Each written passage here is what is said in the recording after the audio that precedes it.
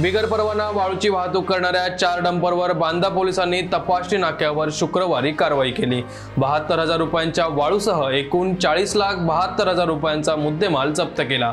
या प्रकरणी 4 जणांवर बांदा पोलिसात गुन्हा दाखल करण्यात आला आहे। इन्सुली पोलीस तपासणी नाक्यावर वाहनांची तपासणी सुरू असताना ही कारवाई करण्यात आली। बांदा पोलिसात 2 गुन्हे दाखल करण्यात आले। पहिल्या कारवाईत सचिन मोतीरामा 42 राहणार गुढीपूर पिंगुळी तालुका कुडाळ मूळ राहणार शोरपूर कर्नाटक, चंदन कुमार सुखदेव सिंग 39 राहणार पिंगुळी मूळ राहणार हजारीबाग झारखंड, अवधेश मुनेश्वर सिंह राहणार पिंगुळी मूळ राहणार राजपूर झारखंड यांच्यावर गुन्हा दाखल करण्यात आला।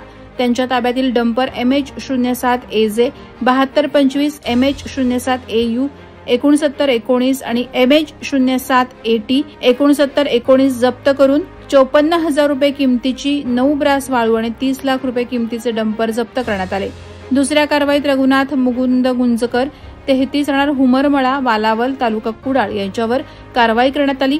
त्यांच्या ताब्यातील GA 11T 3186 या डंपरमधून बिगर परवाना वाहतूक करण्यात येणारी 18,000 रुपये किमतीची 3 ब्रास वाळू जप्त करण्यात आली। तसंच 10 लाख रुपये किमतीचा डंपर ताब्यात घेण्यात आला। वरील सर्व वाहनातून शासनाची रॉयल्टी न भरता चोरट्या पद्धतीने वाळूची वाहतूक करताना कारवाई करण्यात आली आहे। बांदा पोलिसात 4 वाहनांवर वाळू चोरीचे 2 गुन्हे दाखल करण्यात आले आहेत।